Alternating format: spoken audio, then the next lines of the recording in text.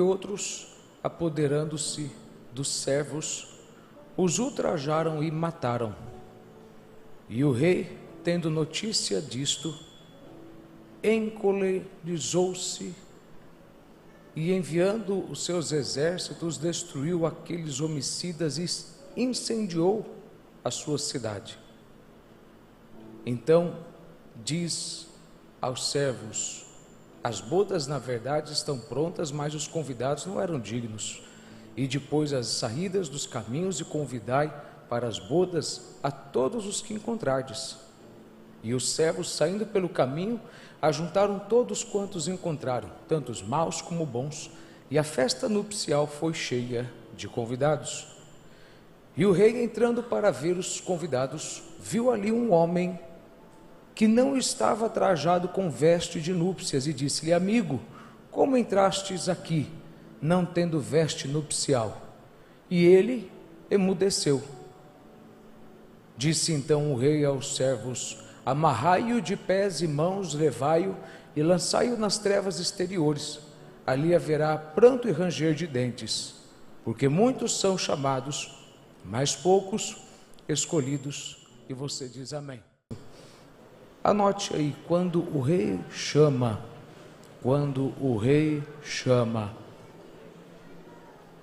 diga para alguém: quando o rei chama, algumas coisas acontecem e outras jamais podem acontecer. Alguém vai pensar que essa é a mesma parábola que eu preguei domingo e segunda, mas não é. Parece a mesma, mas não é. Há muitas coisas diferentes em ambas as parábolas.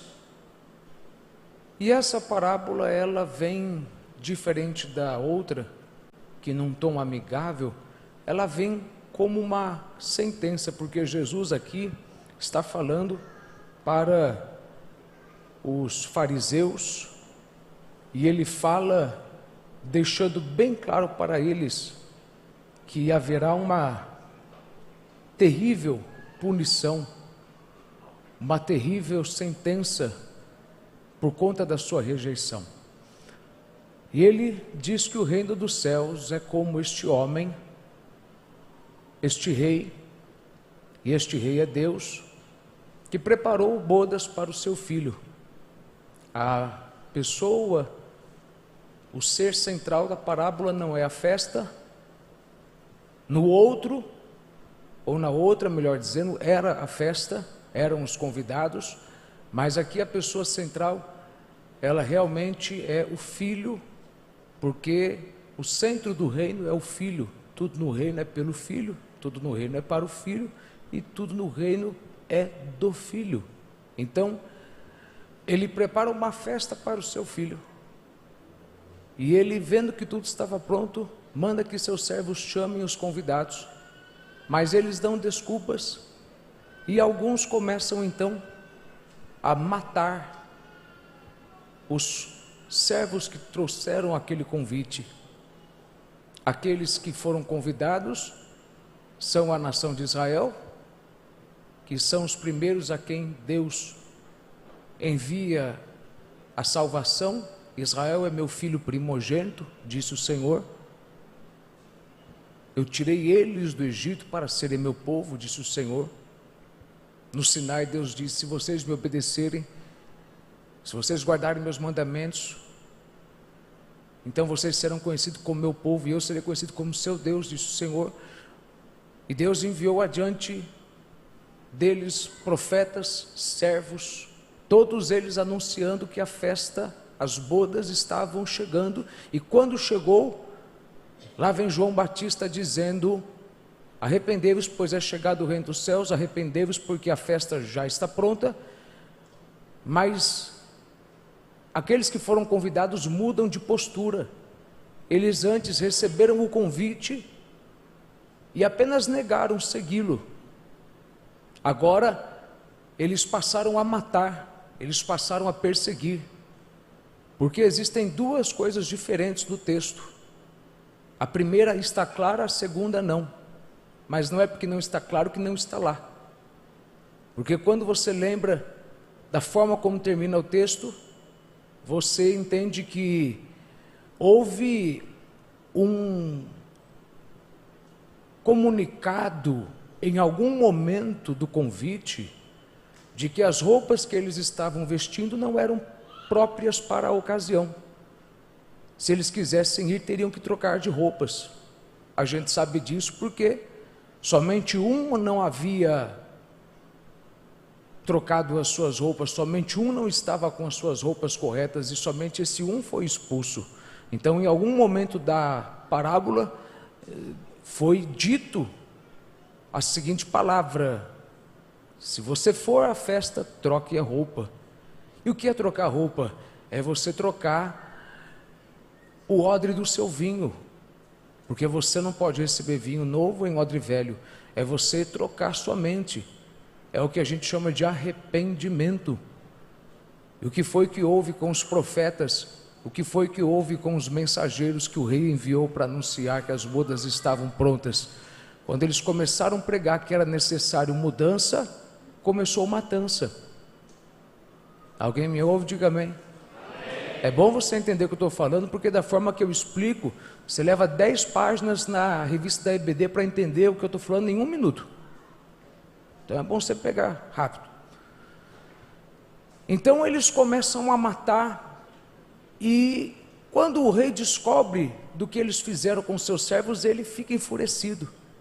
E ele faz 2 coisas: ele mata os homicidas, e ele poderia ficar ali, mas ele manda queimar a cidade. O que prova que Deus não tem um problema só com o pecador. Deus tem problema com o pecado e com o sistema do pecado. Por isso que não adianta Deus apenas levar a gente para o céu. Se Deus leva a gente para o céu, mas não destrói e refaz esse mundo, o sistema desse mundo, que ainda carrega o pecado, continuará carregando o pecado no milênio e por toda a eternidade. Então é por isso que, irmão, eu estou te explicando escatologia em menos de 1 minuto. Você tem que prestar atenção nisso, porque tem gente que lê a parábola e perde os detalhes e pensa que estão ali por estar. Então não é só necessário matar quem matou os profetas, é necessário destruir a cidade, é necessário queimar o sistema, é necessário queimar a raiz do problema. Em cidades pessoas aprendem a ler, em cidades pessoas aprendem a falar, em sistemas a pessoa aprende a pecar, em sistemas a pessoa aprende a fazer o que é errado. Então Jesus chega no final dessa parábola e ele deixa bem claro para os fariseus que haveria uma punição. O fogo descendo aqui, ou esse incêndio, a gente não pode dizer muito ao certo quando isso vai se cumprir, se é que já não se cumpriu. Alguns vão dizer que isso aqui se cumpriu lá no ano 70, quando Roma invade Jerusalém, destrói Jerusalém, incendeia Jerusalém. Mas a gente tem que entender que o reino dos céus é algo presente e futuro. Então a parábola tem que falar tanto para o presente quanto para o futuro. Então, ainda que a sentença já houvesse sido aplicada, digamos que realmente esse incêndio, essa destruição já aconteceu, na verdade ainda também tem que acontecer, porque tem que apontar para o futuro, tem que ser algo escatológico. Então Deus virá como justo juiz e ele penalizará. Mas lembre, parábolas, elas são explicações de como funciona o reino dos céus, e elas trazem princípios que explicam como funciona o reino dos céus, o que significa que dentro da parábola você tem princípios que norteiam a sua vida, porque você já vive dentro do reino dos céus. E se você desejar viver bem, você tem que compreender muito bem. Eu fico vendo gente procurando ler todos os capítulos de Provérbios e Salmos, Eclesiastes, e eles não compreendem que tudo que está ali, Jesus nas parábolas já ensinou com os seus princípios. E existem muitos, e o primeiro deles que eu quero que você guarde e anote é esse princípio importante: toda rejeição atrai destruição. Toda rejeição atrai destruição, anote isso. Eles rejeitam o rei e eles atraem destruição. Eles rejeitam ele porque eles rejeitam o que? O convite para ir à festa. Pense comigo, eles rejeitam o convite para ir à festa? Não, eles rejeitam o convite de mudança de roupa. Por isso você tem que redobrar a atenção quando lê, porque senão você vai pensar que ele rejeita o rei. Desculpa, quem é que vai rejeitar Deus? Deus tem tudo para dar. Deus tem vida eterna e vida abundante. Quem é que vai rejeitar Deus? Pensa nisso. Quem que vai rejeitar Deus? As pessoas não rejeitam Deus, elas rejeitam o processo para chegar até Deus. Você não entendeu? Nesse texto a rejeição não é do rei, a rejeição é da roupa. Eu não quero trocar de roupa, eu quero ir desse jeito. Por isso que ele, quando chegou na festa, falou: camarada, como é que você chegou aqui com essa roupa? Todo mundo aqui teve que trocar de roupa para chegar antes, não dá para você vir desse teu jeito. Não, peraí.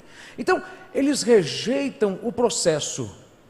E se você rejeita o processo, você rejeita Deus. Alguns de vocês oram para que Deus alivie um processo que, se você ora para Deus te tirar dele, você simplesmente ora para que Deus não te leve para a bênção, porque não tem como. Eles rejeitam o rei, e qual que é a consequência disso? Destruição. A primeira coisa que eu quero que você entenda hoje é que não tem como você ter rejeição e não lidar com destruição. Toda rejeição atrai destruição. Quando eu falo de rejeição, eu não falo do não que você dá a convites ruins, porque quando você rejeita um convite ruim, você não traz destruição, você traz proteção. Aliás, se o convite é ruim, não é nem convite, a gente chama de cilada. Convite bom você não nega, convite bom você diz sim. Mas tem gente que, diante do convite bom, ele diz não. E porque diz não, tem que acabar com todo tipo de destruição na sua vida. Tem que lidar com a destruição do lar. Tem gente que está com o lar destruído porque disse não ao chamado. Tem gente que está com as finanças destruídas porque disse não a uma oportunidade, a um convite. Tem gente que está com a saúde destruída porque disse não a um convite. Então você não pode dizer não para uma oportunidade que Deus te dá e não pensar que não haverá consequência. Diga isso para alguém que está do seu lado: se o convite veio de Deus, rejeição traz destruição. Significa, meu irmão, que você pode falar não para o meu convite, meu, Manuel Ferreira, e nada acontecer na tua vida.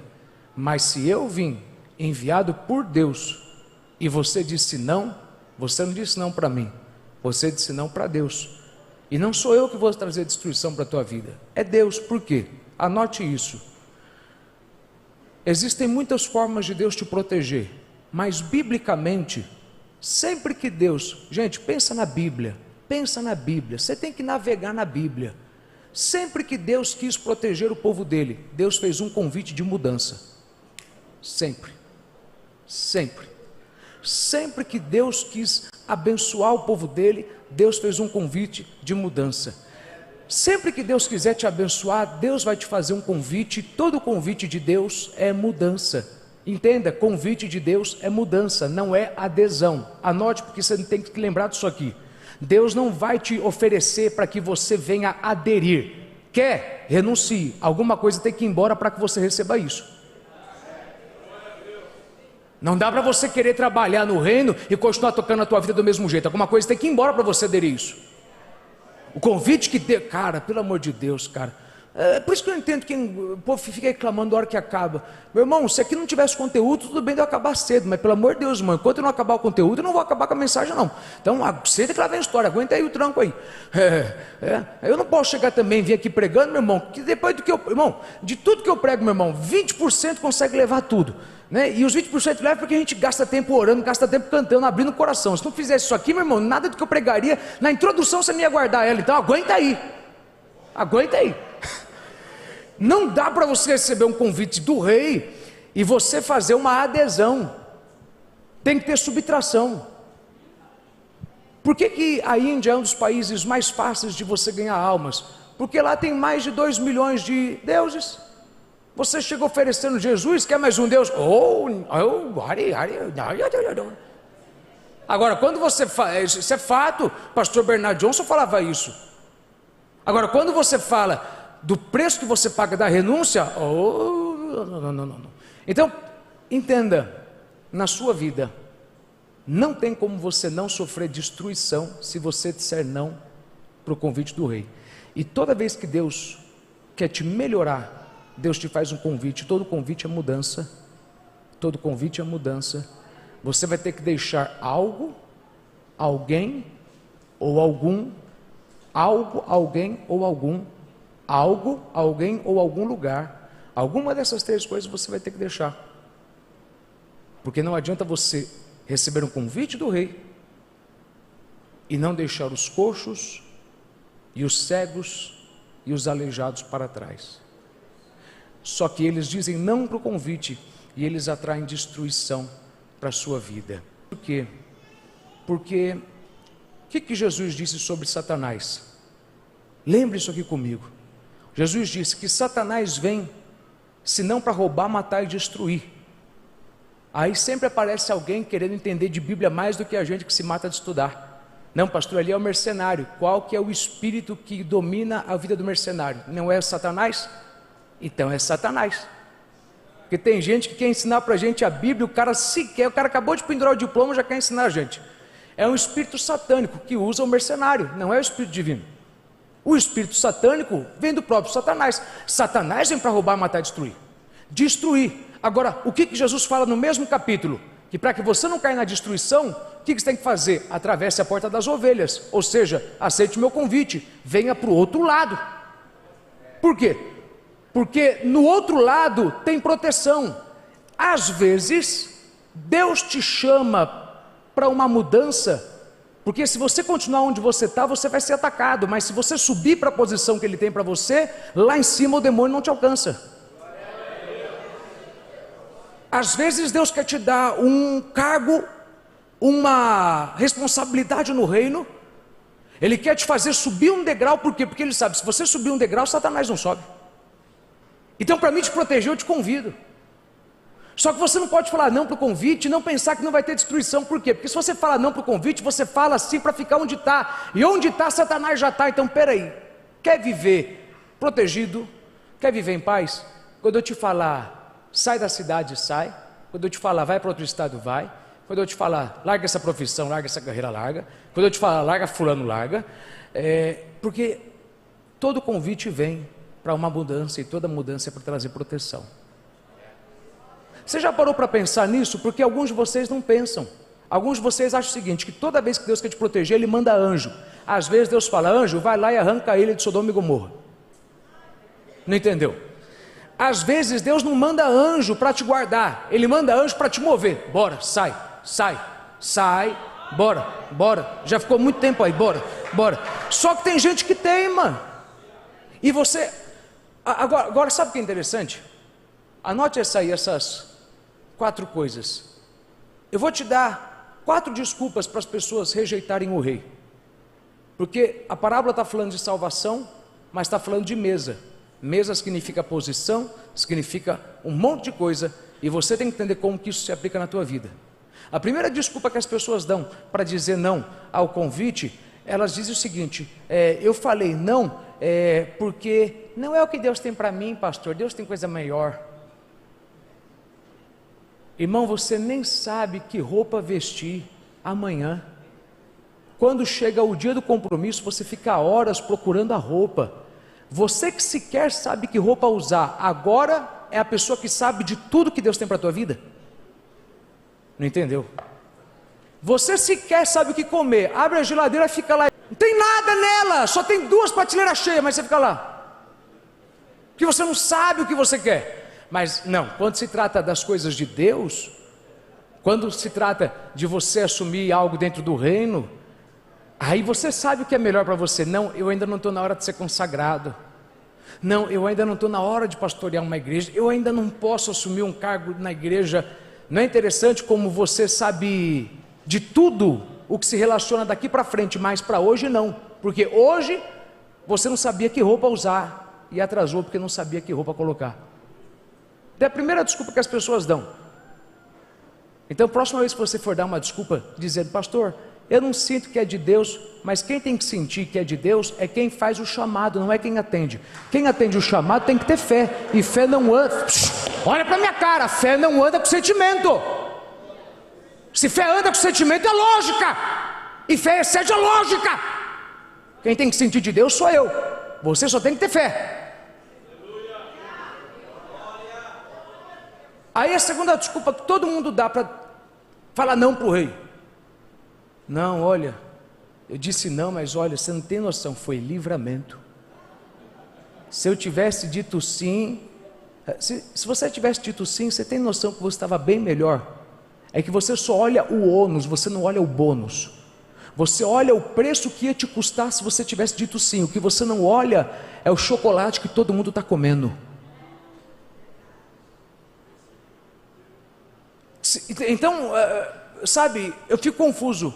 Como é que você diz não para alguém que você chama de Senhor? Porque não cabe não, Senhor, porque se ele é Senhor, não dá para ter não, porque o Senhor só pode ouvir sim, porque se ele é Senhor, quer dizer que você é servo. Essa é a minha raiva dessa geração, que chama a gente de você. Não, cala a boca, é Senhor. Porque enquanto você estiver dentro da sua casa, dentro da sua igreja, você tem algo chamado hierarquia. Ainda não chegou na idade de você se tornar filho, ainda é servo. O filho já tem idade para discernir, o servo ainda não é. Sim, Senhor. Eu perdi alguém aqui. Então ele fala: eles disseram não, e em compensação eu não fiquei só no não.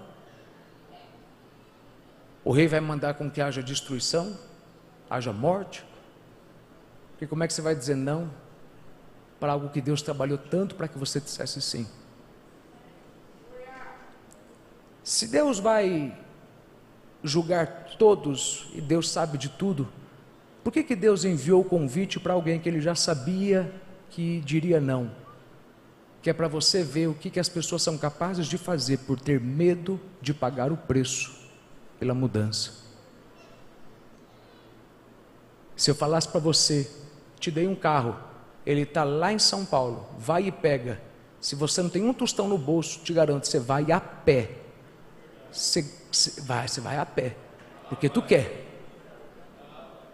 Agora, a gente não paga o preço para a gente ter uma vida que já está estabilizada. Ele já nos abençoou com todas as bênçãos espirituais. Já está onde? Na região celestial. A gente só tem que subir e buscar. E como que a gente sobe? A gente sobe no Espírito. Cada atitude correta que você tem, você sobe no Espírito. Cada vez que você obedece a palavra, você sobe no Espírito. Cada vez que você dá na palavra, você fica mais perto de Deus. Você se aproxima mais das regiões celestiais. Terceira rejeição. Aliás, só um minutinho só, porque esse é o ano da colheita. A gente está falando que é o ano da colheita, é o ano da colheita. Cara, tem gente que disse não para o convite de Deus e tem a cara de pau de dizer: esse é o ano da colheita. Não é, sabe por quê? Seria se você tivesse plantado certo. Quando Deus chamou para plantar certo, você não quis plantar. Então, com todo respeito, alguns de vocês aqui, não é o ano da colheita para você, porque você disse não para o chamado. Esse é o ano da colheita para quem disse não ano passado, ano retrasado, sim ano passado, sim ano retrasado, sim no outro ano. Agora você tem dito não, e você acha que agora Deus vai te trazer a colheita? Não vai. Pior, sabe o que eu acho? É que tem gente que sabe que disse não. Você disse não para trabalhar na obra, você disse não para várias coisas. Quando eu falo trabalhar na obra, é porque é a coisa mais comum que tem aqui hoje. É o não mais comum que tem aqui. 90% aqui não está. Os que estão fazendo, a maioria sequer está fazendo do jeito que deveria fazer. Você quer permanecer cuidando de poucos e Deus está te levando para muitos. Aí a pessoa diz não para o chamado, para o convite, mas ela diz o seguinte: não, eu estou orando e Deus vai mudar a minha vida. Não é loucura você dizer que Deus vai mudar a tua vida quando Ele te deu uma oportunidade agora há pouco de mudar e você disse não. É porque você quer que tudo se alinhe do teu jeito. Tudo tem que ser do teu sentimento. As coisas da vida fazem lógica, as espirituais não. Da vida, quer ter um filho? Aguenta a dor de parto. Aí no reino espiritual, quando tem que doer para ganhar o melhor, não faz lógica. Mas no natural faz lógica. Por quê? Por quê? Está vendo como é que o diabo cega a gente?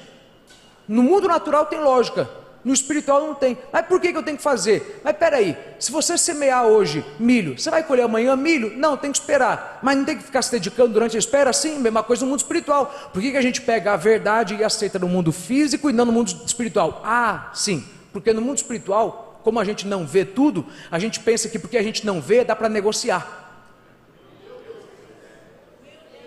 Você não vê Deus todo dia, você não vê os anjos lá trabalhando a teu favor. Então como você não vê, você acha que dá para negociar um outro jeito. Mas deixa eu te falar uma coisa, não dá para negociar, tem que esperar, tem que plantar, tem que dedicar. E não adianta, quando você diz não para o rei, toda rejeição atrai destruição.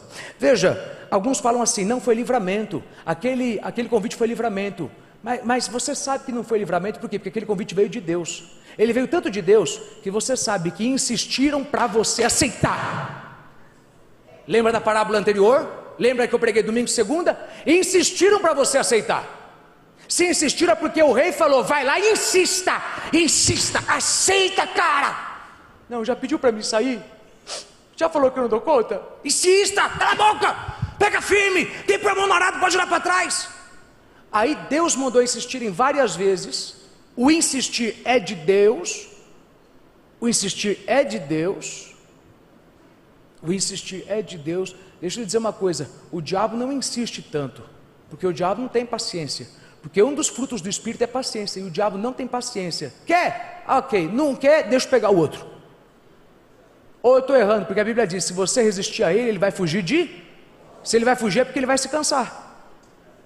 Agora, quando que Deus foge de você? Ele fica insistindo, vai lá, só que ele vai insistir até a porta da graça fechar. Ele vai insistir até a porta da graça fechar. Aí tem gente que fala, não foi livramento nada. Foi livramento nada. Você quer ver? Vamos lá. Terceira desculpa que as pessoas sempre dão.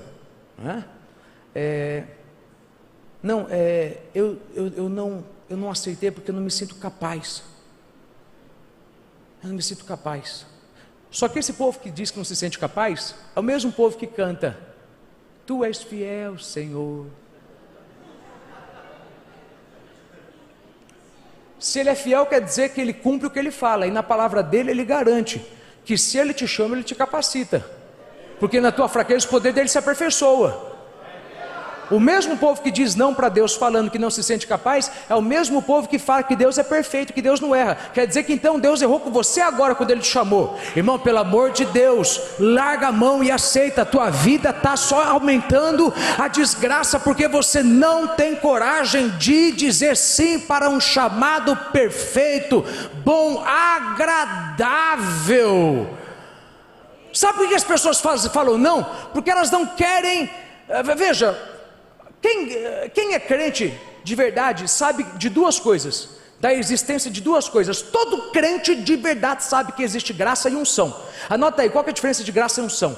Você não vai ler essa explicação em nenhuma revista de EBD, você não vai ler essa explicação em nenhum livro, ou pelo menos eu não sei, Deus pode ter dado a revelação para alguém, mas isso é uma revelação que você compreende analisando. A Bíblia, Jesus disse, analisai os sinais dos tempos, analisai. Se você analisar a Bíblia, você vai entender qual que é a diferença de graça para unção. Graça é a força que Deus te dá para suportar. Unção é o poder que Deus te dá para resolver. A unção despedaça o jugo, quer dizer que a unção resolve, mas a graça não. Senhor, arranca o espinho da carne, fica quieto, garoto. Minha graça te basta, vou te dar força para aguentar aquilo que eu não vou tirar. Aguenta. E Deus tem essas duas coisas, graça e unção. Deus tem força para você suportar as aflições, a inveja, suportar a pressão, mas Deus também tem unção para fazer com que você remova os obstáculos. Agora, por que pessoas dizem não para o chamado?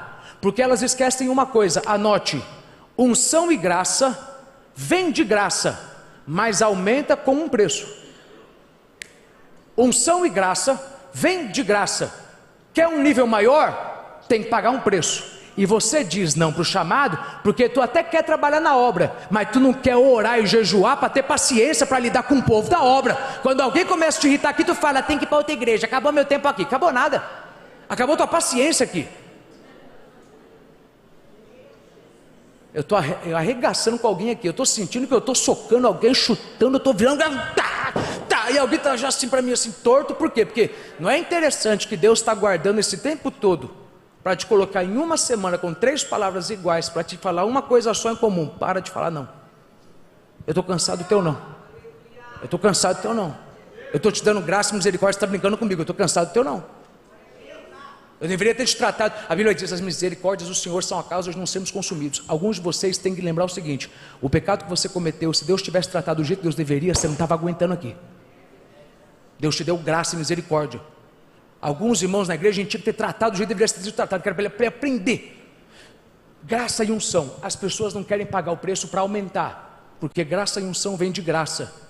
Só que maior o demônio, maior a intensidade que você precisa, e mais você tem que pagar o preço para ter. E as pessoas não querem pagar o preço para ter. Deixa eu dar um conselho para alguém aqui.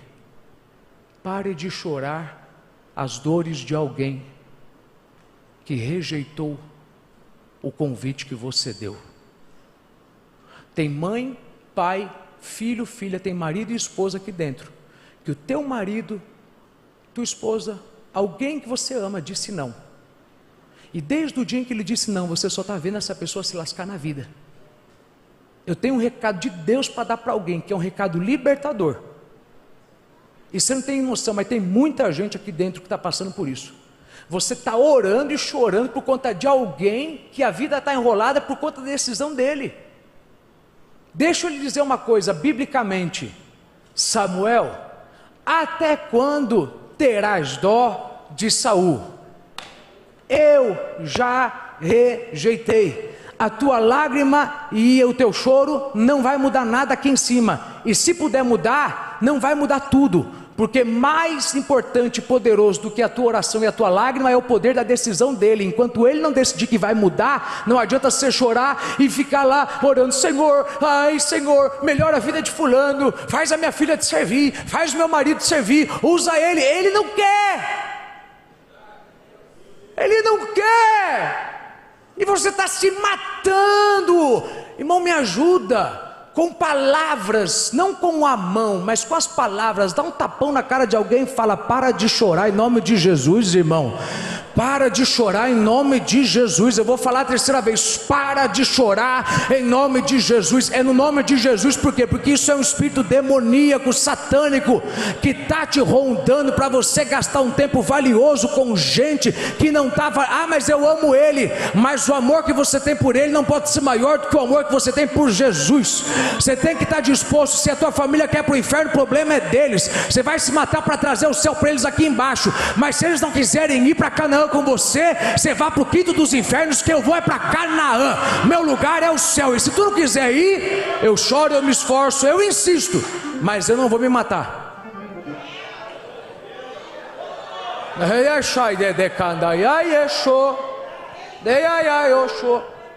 Deus está falando hoje.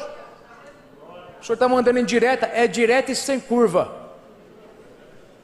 Quer que eu chame teu nome? Até quando vai dizer não para Deus? As pessoas dizem não, dizendo que não vão dar conta, mas elas sabem. Deus nunca perguntou se você iria dar conta. Deus só perguntou, você crê que quando você estiver no teu limite, é aí que eu entro? Ora, isso aí. Diz para alguém que está do teu lado, enquanto tu não chegou no teu limite, fica em paz, que Deus não se manifesta, porque a minha Bíblia mostra, Deus tem o hábito de entrar no limite. Depois de 4 dias morto, 430 anos no Egito, depois de 3 anos plantando e não dando fruto, ele entra sempre no limite. Irmão, diz isso aí para alguém, até alguém entender. Deus sempre entra no limite, irmão. Fica em paz. Se ele entrasse antes, a glória era tua, mas ele entra no limite para você dar glória para ele. Então para de falar não, porque Deus te garante, ele não te decepciona, ele não te deixa na mão. O que ele prometeu vai acontecer. Só que aí vem o quarto, anote aí que esse quarto é importante. O quarto é importante. Sabe qual que é a quarta coisa que as pessoas fazem depois que dizem não? Quando a ficha cai, anote aí, elas clamam por misericórdia. Eu queria que você anotasse isso que eu vou te falar, porque isso aqui é uma lição que eu nunca mais vou te dar de novo. Só que graça Deus dá para quem quiser, e misericórdia, vamos lá, anote isso aí. Graça depende da minha escolha, misericórdia depende da escolha dele. Graça na Bíblia depende da sua decisão. Você quer? Vinde eu vos aliviarei. Agora misericórdia, Deus ele dá misericórdia para quem ele quer. A Bíblia diz isso pelo menos 3 vezes, claro. Misericórdia eu não dou para quem eu quero. Eu não tive misericórdia de Moisés, eu tive graça de Moisés, mas misericórdia não. Quando ele pecou, eu não deixei ele entrar na terra prometida. Eu tive graça, eu chamei ele, eu arranquei o atraso da vida dele, mas quando ele pecou, me acha eu tendo misericórdia dele, falou, não, vou te dar mais uma chance. Significa que tem gente que fala não para o chamado, e aí cai na oração pedindo misericórdia, Senhor me dá misericórdia. Só que eles confundem misericórdia com a graça. Você tem que anotar isso para você mudar o teu relacionamento com Deus. Graça você recebe um momento em que você quiser, misericórdia tem que ver se está na agenda dele. Deus quer te dar ou não? Deus ele vai te dar ou não? Aí entra um ponto interessante, porque Deus dá misericórdia para algumas pessoas, e a misericórdia, anote aí, ela vem imediatamente ou a longo prazo. Você tem que anotar isso, cara, para você não esquecer. Cara, essa mensagem você tem que ver pelo menos mais uma vez para você entender tudo que eu falei. Porque misericórdia, tem hora que ela vem rápido, mas tem hora que ela vem aos poucos. Tem 3 situações, deixa eu te explicar o seguinte. Em alguns casos, a misericórdia anula a consequência rapidamente. Em outros casos, a misericórdia não anula a consequência do teu erro. Por quê? Porque Deus não é obrigado a dar misericórdia para todo mundo. Então se Ele te der misericórdia, Ele pode estar te dando em relação a uma coisa. Vou ter misericórdia de você em relação a isso, mas em relação àquilo não, você vai pagar o pato. E não adianta se humilhar, eu não sou obrigado. Eu não sou. Gente, eu conheço gente que perdeu chance e passaram-se 20, 30 anos e a chance não voltou. E a pessoa caiu para dentro, se humilhou. Gente, olha aqui, eu vi transformação na pessoa, mas a gente criou uma ilusão de que se a gente mudar, Deus muda. Onde está isso na Bíblia? É verdade, mas não é regra, e nem toda a verdade é regra. A Bíblia diz que se o meu povo, que se chama pelo meu nome, se converter dos maus caminhos, se humilhar, buscar minha face, eu ouvirei dos céus, perdoarei seus pecados, sararei a terra. Só que a mesma Bíblia que diz o seguinte: eu terei misericórdia de quem eu quiser. Então em um texto a Bíblia diz, clama que Deus vai ter, no outro a Bíblia diz, Ele vai ter se Ele quiser. Você entende isso aqui? Porque se você não entender, você não vai mudar o seu relacionamento com Deus. Tem casos que a misericórdia vem e anula a consequência rápido. Em outros ela não anula, e tem um terceiro, que é o mais difícil. Ela vem, mas ela não vem rápido, ela vem devagar. Eu quero que você anote, por que que às vezes a misericórdia demora para vir, quando Deus já decidiu que vai dar? Porque, irmã Jaqueline, só porque Deus decidiu que vai, não quer dizer que Deus vai agora. Deus decidiu que ia libertar o povo do Egito, mas Ele esperou 430 anos. Quer dizer então que é o seguinte: quem aqui já orou pelo menos por uma vez para Deus ter misericórdia da tua vida? Amém. Nós somos tudo enrolado, graças a Deus, tudo faria do mesmo saco, que bom. Tem hora que Deus decide, vou dar, mas eu não vou dar agora. Por quê? Anote. Se Deus ficar te dando graça, ou melhor dizendo, misericórdia rápido o tempo todo, primeiro, Ele deixa de ser fiel com a sua palavra. E a palavra dele é, tudo que você plantar você tem que colher. A minha misericórdia não vai arrancar a colheita, ela só vai diminuir o tempo da colheita na tua vida, porque nenhuma condenação há para os que estão em Cristo. Vamos lá. Pegou, saiu e dormiu com todo mundo que não merecia. Pegou AIDS, HIV, é a colheita. Aí tu ficou crente, orou, Deus pode decidir, vou curar. Só que Deus tem que deixar você experimentar. Deus tem que deixar aquele vírus se multiplicar pelo menos um pouco, que é para cumprir com a palavra dele. Porque se o vírus não se multiplica, então Deus não cumpre com a palavra dele. Então Deus garante, você não vai morrer, mas um pouquinho você vai sofrer. Por quê? Porque se você não sofre, então eu fui fiel à minha palavra. Mas tem uma segunda razão. Deus, ele não traz rápido, porque tem gente, meu irmão, que enquanto não aprender com a colheita, não vai mudar o que está semeando. E alguns aqui Deus mandou eu te dizer, eu vou até ter misericórdia de você, mas não vou te dar ainda, eu vou deixar você encarar uns meses e anos a consequência do teu erro, que é para você aprender a, na próxima vez, não pensar em falar não para quem você chama de Senhor, porque eu nunca te chamei para viver uma vida ruim. A vida que eu te prometi é uma vida eterna e abundante. Para de me ver como vilão, que vilão eu não tenho de nada. Eu só sou vilão de Satanás. Eu sou o teu herói, eu sou o teu salvador, eu sou o teu amigo, eu sou o teu lírio dos vales, eu sou o teu amado da tua alma, eu sou o teu marido fiel, eu sou o marido fiel casado com a esposa prostituta, eu sou o bom pastor. Para você eu sou o fiel escudeiro, para você eu sou o teu ataque, eu sou a tua defesa, eu sou o teu remédio. Irmão, olha para alguém que está do teu lado e diga para essa pessoa, para de ver Deus como vilão, irmão, pelo amor de Deus, para, eu estou cansado de um povo na igreja que vê o que eu estou pregando como se Deus fosse um vilão. Não, eu não estou te falando que Deus é vilão, eu estou querendo te mostrar que Deus é um Deus bom, mas Ele não deixa de ser justo, e Ele quando libera misericórdia na tua vida, não quer dizer que ela vai vir rápido, quer dizer que às vezes Deus, Ele até vai te arrancar da burrada em que você se enfiou, mas às vezes para que você não caia numa pior, Ele vai te deixar passar meses e anos, para que lá na frente, quando a segunda oportunidade vier, você diga sim e não novamente, porque deixa eu lhe falar uma coisa, Deus é um pai que corrige a quem Ele ama e tem por filho. Quem não aceita a correção é bastardo. Deus corrige quem Ele vai fazer sempre um segundo convite. Você não entendeu? Cara, eu estou pregando melhor que você está dando glória. Deus corrige quem Ele vai dar um segundo convite.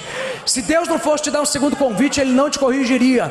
Deus está te corrigindo porque Ele está falando, vai vir um segundo convite. Não estou dizendo que vai vir esse ano, não estou dizendo que vai vir rápido, mas vai vir. Quando vier, para de fazer o que você está fazendo. Irmão, declara aí para 5 pessoas à tua volta, vai vir um segundo convite na tua vida, em nome de Jesus. Vai vir um segundo convite, vai vir um segundo convite, vai vir um segundo convite, vai vir um segundo convite. Alguém aqui precisava receber essa palavra que eu estou lhe dando. Vai vir um segundo convite, mas fique em paz, que esse convite vai vir quando Deus olhar e se tocar que agora você aprendeu, amadureceu, agora a minha graça pode vir e anular a tua colheita, porque agora eu já percebi que você aprendeu a mudar a semente da tua mão.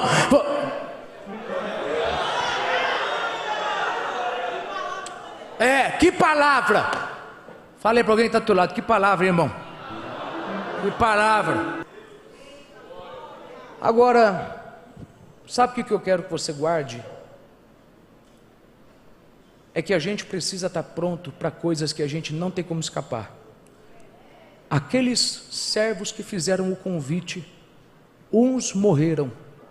Morreram por quê? Porque em algum lugar do episódio eles disseram, tem que mudar de roupa. Eles estão convidando ele para a festa. Audrey, eles estão convidando eles para uma vida melhor. Como é que você mata alguém que está te chamando para uma vida melhor? Responda a você que eu estou pregando e está falando mal de mim, eu estou tentando te trazer uma vida melhor. Eu queria que você pensasse, imagine que um amigo teu vai num morador de rua, oferece um banquete para ele, mas no meio do convite ele fala, antes eu vou te levar para fazer a barba, cortar o cabelo, tirar piolhos, te dar uma roupa nova para você ir. Aí ele se sente humilhado, porque o orgulhoso sempre se sente humilhado. Esses dias eu ouvi uma maravilhosa, se você está se sentindo humilhado demais é porque você está grande, porque os pequenininhos não se sentem grandes. Quando todo mundo te humilha na igreja é porque tu é muito orgulhoso, porque você não pode humilhar o humilhado. Você não entendeu, cara? Anote, ninguém pode humilhar o humilhado. Você quer que alguém pare de te humilhar? Se humilha diante de Deus. Me fala quantas vezes você, Marjorie Ferreira, me viu chegar em casa, não aguento muita humilhação. Quantas vezes? Pelo amor de Deus, porque eu deixo na minha vida. Se eu me humilhar, ninguém me humilha. Vão falar, mas não vai doer, por quê? Porque só dói em quem está muito grande. Eu estou te ensinando. Se humilha, irmão, ninguém te humilha. Se humilha e ninguém te humilha. Se humilha e olhar feio não te dói. Se humilha e comentário ruim não te dói. Se humilha e buchichim não tira a tua paz. Se humilha, se humilha. Não dá para humilhar quem já é humilde. Não dá para humilhar quem já é humilde. Não dá.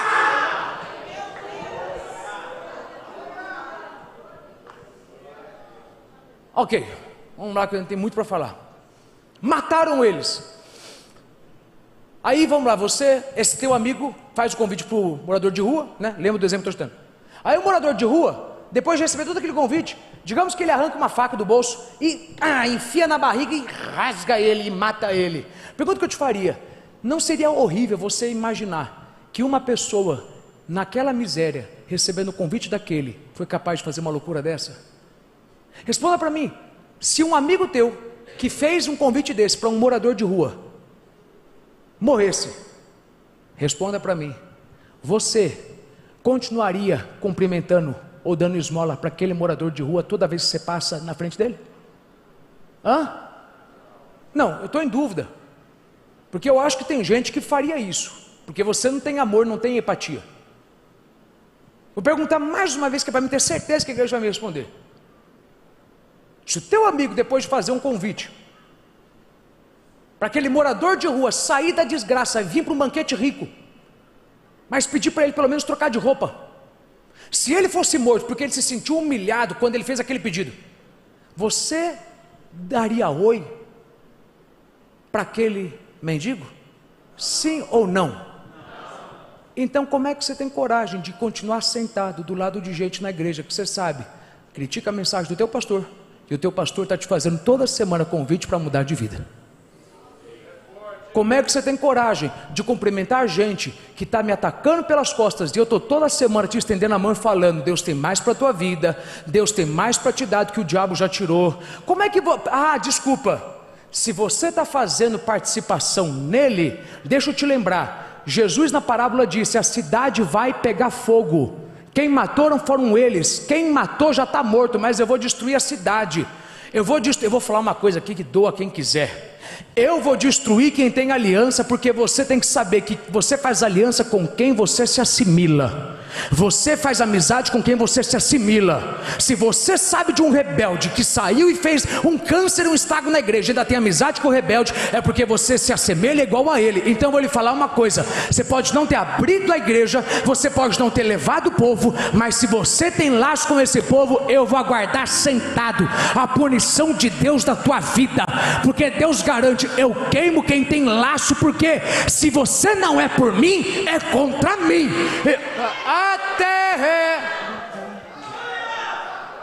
E se você falou e não defendeu, e ainda tem coragem de me chamar de teu pastor? Eu te estendo toda semana a mão para mudar de vida, e você está me matando? Por isso que tem gente, irmã Érica, que não adianta, vai continuar na desgraça. O marido é um sonso, chega para casa e fala, o pastor está dando, não, é que você que é um frouxo, eu estou tentando deixar você duro, e aí você fica lá atacando quem está te fazendo convite. Vamos, tem uma festa pronta, tem uma mesa pronta, tem uma cadeira pronta. Mas eu tenho que te falar outra parte que Deus mandou eu te falar. Deixa eu falar aqui com os mensageiros. Eu já falei agora com os homicidas, deixa eu falar com os mensageiros. Eu vim falar para os mensageiros, não troque a mensagem pelo conforto. Eles te amam, até você falar, tu tem que dizimar, seu ladrão, tu tem que orar mais, tu tem que parar de ficar frequentando lugar de maldição, se tu está querendo sair da maldição. Como é que pode? Quer sair do mundo, mas chega no carnaval e insiste de ir para a praia, ficasse na igreja, fosse para a praia numa outra época, camarada. Não, mas não tem nada a ver, está na mesma atmosfera, tem o ano inteiro para ir, aí vai na época do carnaval, e ele acha que não tem nada a ver. Você acha que tem nada a ver? Você acha? Quando você vier pedir oração para me expulsar esses teus capengas da tua vida, eu vou falar, não tinha nada a ver, nem feliz. Você lembra aquela irmã que recebeu um presente inocente de uma pessoa? Foi no teu Jeff, não sei se foi no teu Jeff, foi no Jeff de alguém, você estava no teu, estava no meio de alguma de vocês duas, de vocês três aí, de vocês quatro aí, de vocês quatro aí, um, dois, três, de vocês quatro aí, recebeu um presente, a mãe deu um presente, a mãe ama, mas a mãe comprou num lugar amaldiçoado.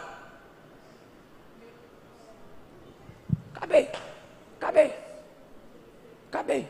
Há um poder que você não pode controlar, a não ser se for pelo sangue e pelo nome de Jesus. Eu quero que você guarde isso. Se você decidir ser o pastor que vai ter o rebanho mais próspero, te prepara. Vão falar que você só tem um coração no dinheiro, vão falar que você só prega de dinheiro, vão falar que você é um camarada que é isso, que é aquilo. Não importa. Esse texto me ensina: o servo bom com o convite bom se torna alvo para ser mais um homicídio. Ele não foi morto porque é um ladrão, ele foi morto porque ele humilhou o orgulhoso quando ele falou: ó, você tem que mudar só de roupa para entrar lá, você tem que mudar de roupa para entrar lá. E o pior é que tem gente na igreja, Cristiano, que está diminuindo o preço, porque eu vou lhe falar uma coisa: pregação é diferente de boas novas. As boas novas são boas novas, a pregação são as boas e as ruins em alguns casos, porque as boas novas Deus tem o melhor para a tua vida, Deus tem para você o que os seus olhos não viram, ouvidos não ouviram, não passou pela tua cabeça. Mas se for para pregar a palavra, eu vou ter que começar a pregar para você que se você tiver outros deuses além dele mesmo, você está enrolado, que você tem que largar esse mundo para poder abraçar o reino celestial. Então guarda isso. Vão te amar até você começar a pregar, meu irmão. Irmão, na igreja tem gente que me ama até eu começar a pregar. Aliás, alguns de vocês pararam de trazer gente para a igreja, porque toda pessoa que você trazia para a igreja era uma maravilha a igreja, até a hora do pastor começar a pregar. Quando eu comecei a pregar, você já não traz mais ninguém, porque você fala: mas todo mundo que eu trago, parece que o pastor manda embora. Peraí, não sou eu não, é que a palavra, quando ela dói porque ela pega na ferida da pessoa. Aí eu estava indo bem na palavra, até que eu peguei naquele ponto que era o caroço, que era o câncer. Diz para alguém que está do teu lado: não muda a tua mensagem por conta de conforto, irmão. Eu não vou pregar até você falar isso aí para pelo menos duas pessoas. Diz aí: não muda a tua mensagem por conta de conforto. Deixe quem quiser reclamar que dói. Se dói é porque eles estão doentes, eles estão feridos. Uma coisa é fato: se você tem um rei que te chamou para uma pregação, prega a palavra em todo tempo, prega a palavra em todo momento, de todas as formas, prega a palavra. Mas e se eles me matarem? E se eles me fizerem mal? Eu sei que eles vão te fazer mal, mas deixa eu te lembrar uma coisa. O rei falou para esses servos: vão e chamem. Ele não disse: pega a espada antes de você ir anunciar. Há uma correlação, porque o rei mandando os servos chamar me lembra de Jesus dizendo para os 70: vão e anunciem de casa em casa, mas vão de mãos vazias. Não fica garantindo segurança aqui embaixo não, porque eu quero que você entenda que quando você está debaixo de ordem, você está debaixo de uma palavra, e quem está debaixo de uma palavra tem que viver por ela. Você não entendeu?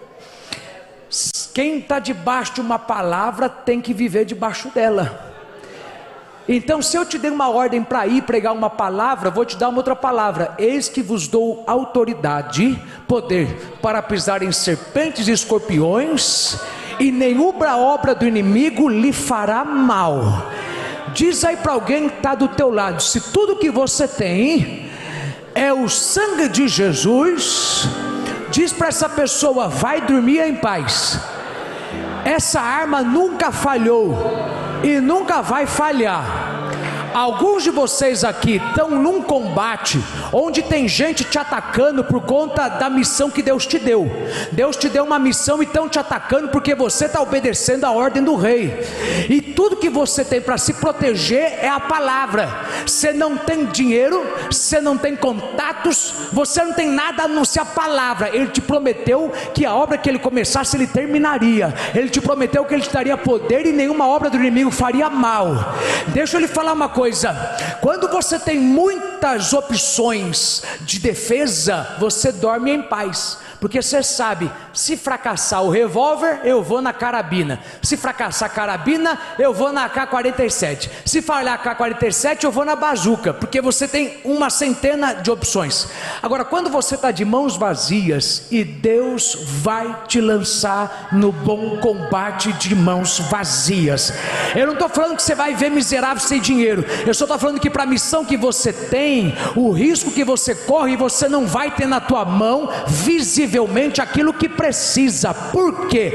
Porque ele quer te ensinar uma coisa: quando você tem os recursos e eles são muitos, você tem paz, porque você sabe, se falhar isso eu tenho aquilo. Mas quando você só tem um recurso, normalmente você já entra em pânico, porque você já começa a pensar que vai falhar. Mas o meu sangue não falha, ele não falhará, ele nunca falhou, ele não tem chance de falhar. Irmão, tem gente aqui dentro que quando você só tem o sangue meu Deus da glória,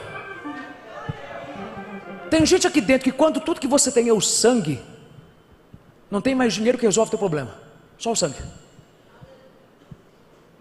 Não tem mais nada que possam fazer por você de acordo com a lei, só o sangue. Quando você só tem o sangue, alguns aqui entram em desespero,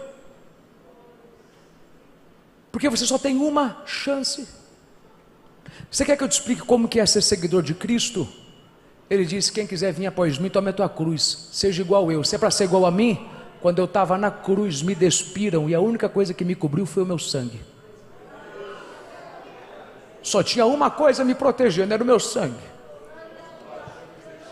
Não tinha uma túnica, essas imagens de Jesus com uma tanguinha, que nada, ele morreu nu, vergonha, não havia beleza nem pudéssemos ver. Eu só tinha uma coisa me cobrindo, meu sangue. É a mesma coisa na tua vida. Você vai ser levado à vergonha pública, vão te expor publicamente, a única coisa que você vai ter te cobrindo é o meu sangue. Mas guarda essa palavra: o meu sangue não falha, e não tem chance dele falhar. Isso aqui é o suficiente para mim terminar a palavra, porque eu vim dizer para Satanás que se Satanás está achando que a gente vai perder a noite de sono, a gente não vai.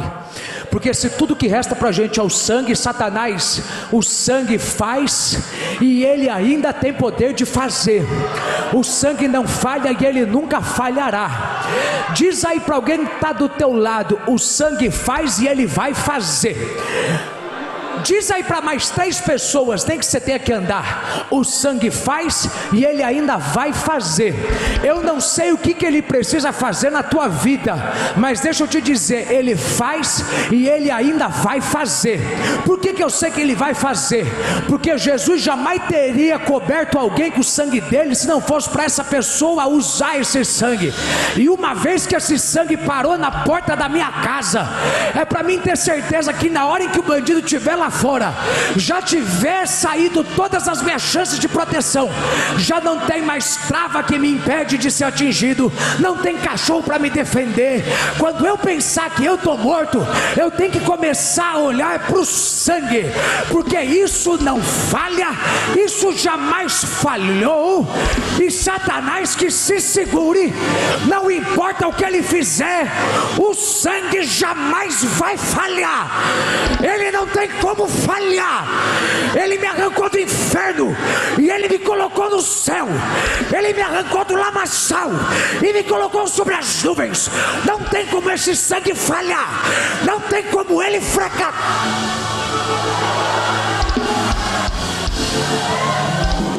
Ei, ai, achai.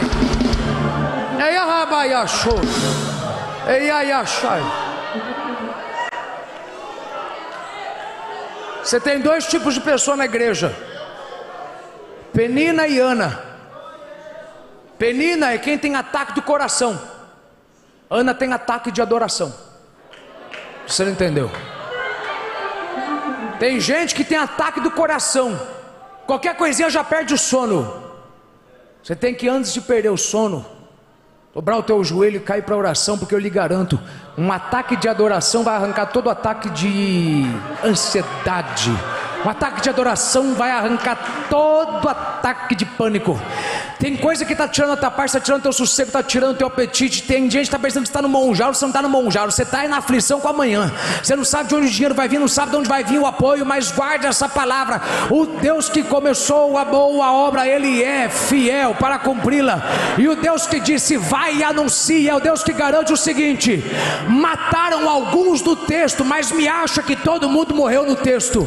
Não foi todo mundo que morreu no texto, alguns morreram, não morreram todos. Por quê? Porque eu tenho compromisso com o meu propósito, eu tenho compromisso com a minha palavra. E se eu souber que somente você nessa casa está dentro do meu propósito, eu não deixo você morrer. Se você é a única pessoa do teu bairro que está me adorando de dia e de noite, eu não te deixo descer 7 palmos do chão, porque eu tenho compromisso. Eia, chaia, eia, ai, ai, achou.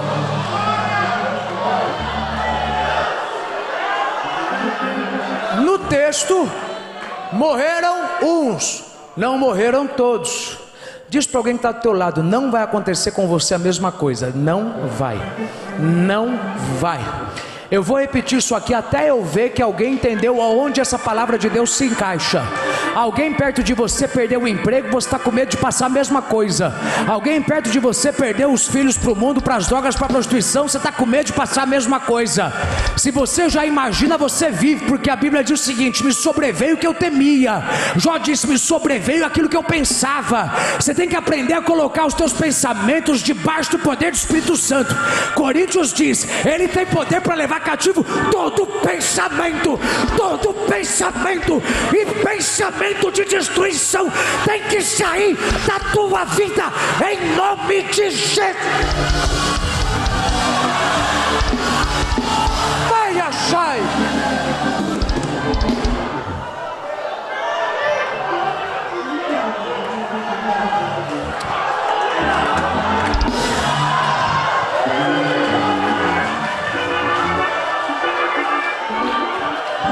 Põe a mão na tua cabeça bem forte e diga: sai! Em nome de Jesus. Todo pensamento de miséria, todo pensamento em que a tua geração vai mendigar o pão, todo pensamento que o teu futuro vai ser de vergonha, saia em nome de Jesus. Saia!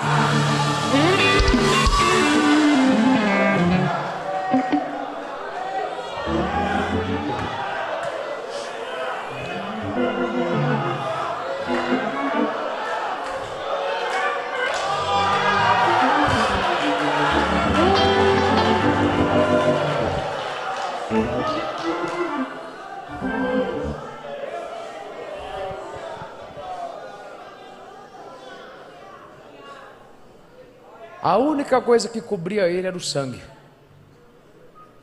Você sabe quando que o sangue de Jesus entra em poder? Normalmente quando ele é a última coisa com que você está contando. Porque se você estiver contando com todas as outras, se Deus fizer, você vai falar: sabe por que aconteceu? Porque eu fiz aquela ligação, porque eu mandei aquele e-mail. Mas Deus vai deixar a ligação não existir, o e-mail falhar, que é para você dobrar o teu joelho e falar: Jesus, há poder no teu sangue. Agora eu preciso terminar, mas eu tenho 2 pontos para te dizer ainda. O primeiro, o penúltimo que eu quero falar, é que a Bíblia diz que quando houve a rejeição,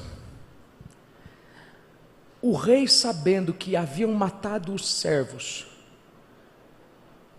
ele mandou que matassem os homicidas e que incendiassem a cidade. O que significa que Deus, ele tem compromisso com a tua vida.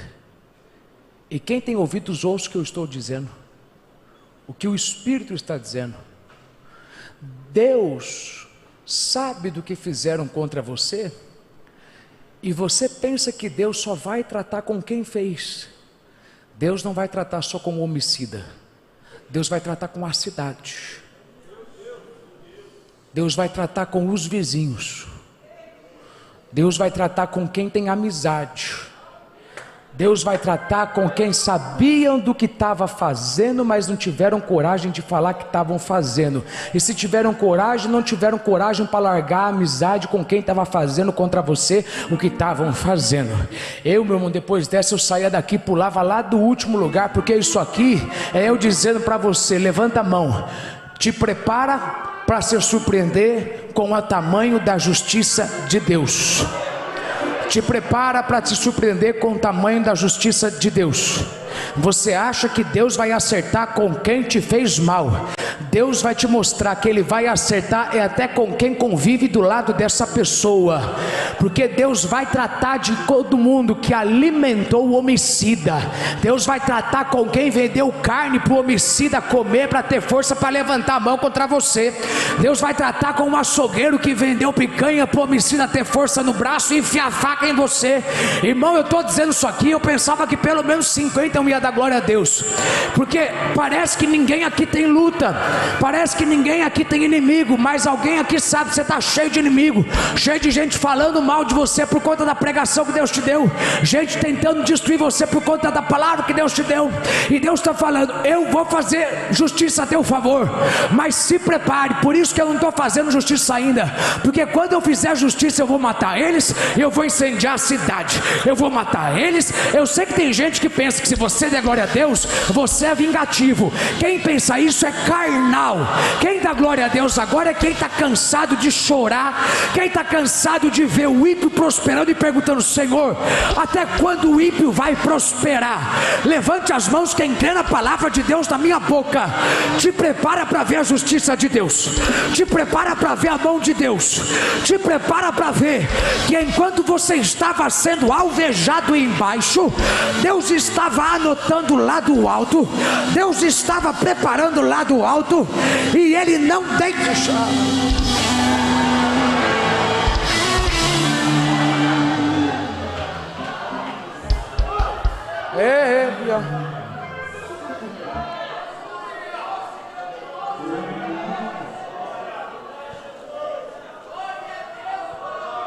O que a parábola ensina? A parábola está ensinando: no reino dos céus, quem mexe com o servo tem que aguentar o fogo.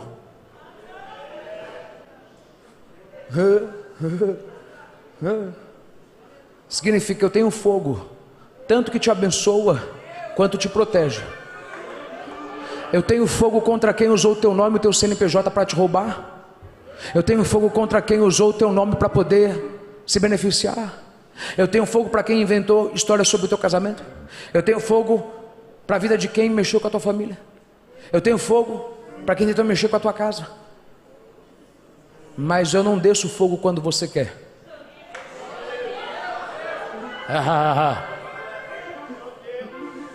Jesus disse: vão na frente, procurem lugar para mim dormir. Tiago e João, não foi? Eles voltam de lá: Senhor,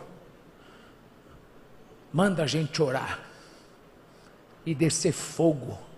Por que eles falaram manda a gente orar e descer fogo? Porque eles ouviram ele dizer que no reino dos céus, quem rejeita tem que lhe dar fogo. Então eles sabiam: ele vai deixar, ele vai, ele vai, ele vai, porque entenda, eles estão com sede de fogo. Quando ele estava esperando a mulher samaritana no poço e eles voltaram, eles ficaram com uma certa revolta, porque lembra, Jesus mandou: vão e comprem comida. Quando voltaram, ele já não estava mais com fome, e ele falou: eu já estou bem, eu já comi. Comeu o quê? A minha comida é fazer a obra do Pai. E a obra do Pai é isso aí? Irmão, eles estão com revolta dos samaritanos faz tempo. Igual muita gente aqui que não quer falar a verdade, mas eu assumo.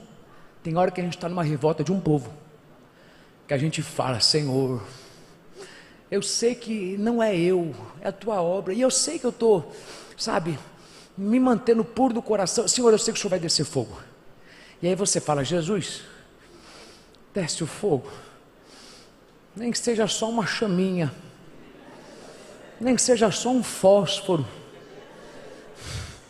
Se não for para queimar a casa, queima só o fogão, Jesus. Quebra só o salto alto da desgraçada. Eu não aguento mais pisar em cima de mim, Jesus. Ô Jesus, desce o fogo. E Deus, Ele garante na palavra: eu vou descer o fogo, mas o meu fogo vai ser no meu tempo. Resposta de Jesus para os discípulos. Deixa eu ler para você, Lucas 9,56. Porque o filho, ou melhor dizendo, 55, voltando-se porém repreendeu-os e disse: vós não sabeis de que espírito sois vós. Ele estava falando: você não sabe de que espírito você está falando isso aí não. Você quer a coisa certa por motivo errado. Verso 56, porque o Filho do Homem não veio para destruir as almas dos homens, mas para salvá-las. Só que esse mesmo Deus que está dizendo que veio para salvar, é o Deus que lá em Mateus 22 diz: eu vou vir para matar. Espera aí, tem confusão? Não, não tem confusão, é que o tempo está errado. Na segunda vez, na primeira vez ele veio para salvar, mas na segunda ele vai vir para poder matar. Então, eu estou lendo aqui num texto um Jesus que está dizendo: eu tenho fogo para soltar, mas quando você quiser que eu solte, eu primeiro vou fazer um teste. Eu vou segurar o fogo, porque eu quero ver se você é capaz de lidar com a rejeição. A Bíblia diz: e foram andando e foram para outra aldeia.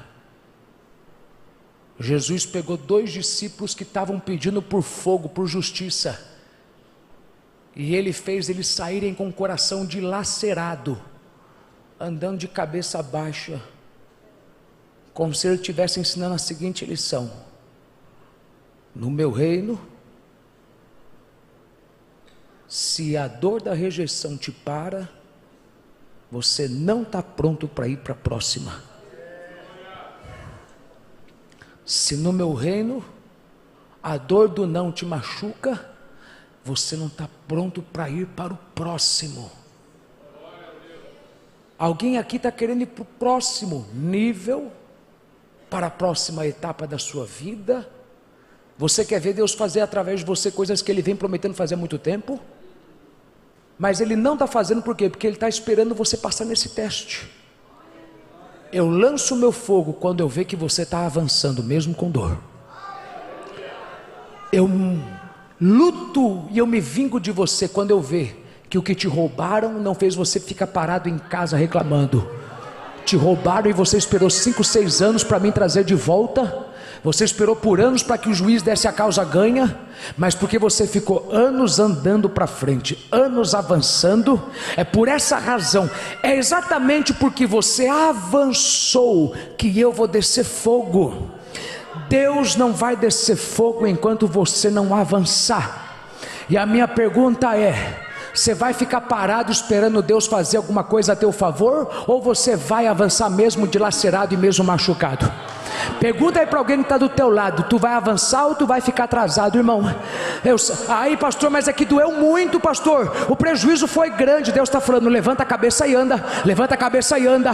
Eu nunca vou trazer de volta o que foi embora enquanto eu não estiver andando, porque eu quero que você entenda uma coisa: o não que eles te deram não tem poder de atrapalhar a bênção. A Bíblia diz: e foram para outra aldeia. Quer dizer o seguinte: eu não dependo deles para entrar em lugar nenhum. Disseram não para mim. Você acha que eu dependo deles? Eu vou fazer uma outra aldeia abrir as portas para mim, porque eu sou soberano, eu sou dono de tudo, e eu quero fazer você dar a volta por cima com um dinheiro que não é o dinheiro que te roubaram. Porque se eu te trouxer o dinheiro que te roubaram agora, você vai achar que a pessoa tem poder. Eu vou trazer o dinheiro que te roubaram quando aquele dinheiro já não fizer mais falta.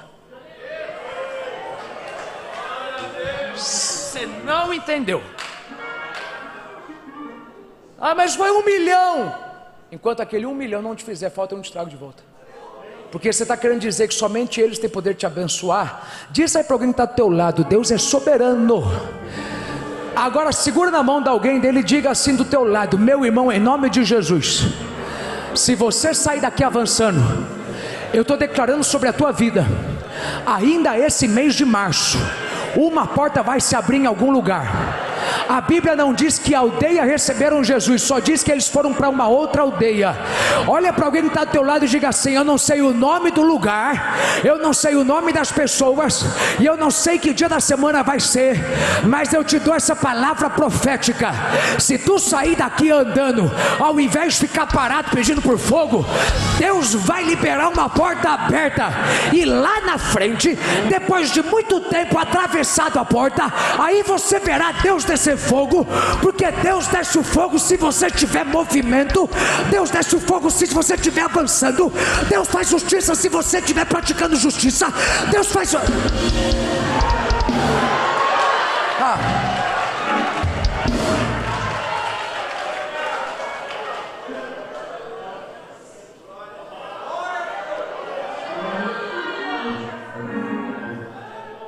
Para mim terminar, o interessante do texto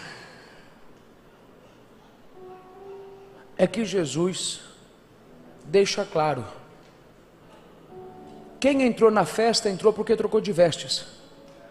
Me acha em que versículo está escrito que eles trocaram de vestes e foram para a sua casa e trocaram de roupa, e foram para um banheiro público e foram para um banheiro da padaria trocar? Me acha no texto. Mostraram eles do lado de fora da festa e depois dentro da festa, só não viram o meio, o processo. O que é isso? Isso é a minha e a sua vida.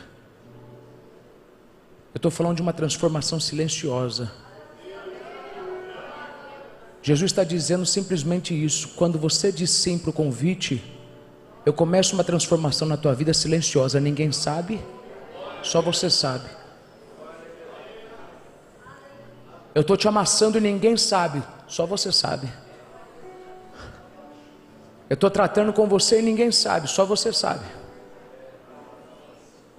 E é no silêncio, porque se todo mundo souber, alguém vai tentar aliviar para você, e não dá para aliviar, você tem que ser amassado. Eu estou falando de gente que está no silêncio. Deixa eu te falar uma coisa: você está no silêncio, mas não quer dizer que Deus está surdo. Você está no silêncio, mas não quer dizer que você está esquecido. Diz para alguém: você está no silêncio, mas não está esquecido, irmão. Você está no silêncio, mas você não está esquecido. Tem gente aqui que você tem dom, tem talento, mas parece que ninguém te dá chance. Por quê? Porque Deus está te tratando no silêncio. Tem dom, tem talento, abriu a empresa, mas não está vendendo, não está fechando parceria, contrato. Por quê? Porque Deus está te tratando no silêncio. Deus está arrancando coisas do teu caráter. Por quê? Porque na festa você não pode entrar meio trocado. Ou é trocado por inteiro ou não entra. Irmão, irmã, a cadeira que Deus tem para a tua vida, ou você é um outro eu, ou você ainda não está digno de ir para lá. Eu vou te falar quando que você vai estar lá. Você vai estar lá quando alguém olhar para você e falar: mas você não é o mesmo, você está diferente. Eles falam isso para humilhar a gente. Na verdade, isso aqui tem que ser alegria, porque a gente sabe, pagou, foi difícil, a gente pagou, mas a gente está mesmo. É o mesmo nome, mas é um outro sorriso. É a mesma casa, mas é um outro lar. É a mesma igreja, mas é uma outra unção. A hora é avançada, mas eu estou pregando e Deus está falando. E Deus está falando com força aqui hoje.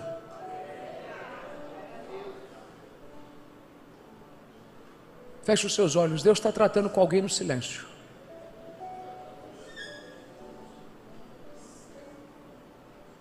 E Deus mandou eu te dizer: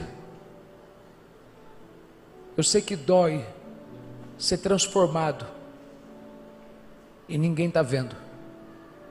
Às vezes tudo que você queria era que alguém te desse uma palavra de consolo diretamente para você. A única força que você tem é da pregação, porque ninguém na semana te consola como você queria. Ninguém na semana te fala as palavras que você queria. Você só tem palavra para continuar no culto, porque você está numa troca silenciosa. Mas sou eu, Deus, que estou nessa troca. Eu estou mexendo em você, não para poder te matar, mas para te melhorar, porque a festa já está pronta.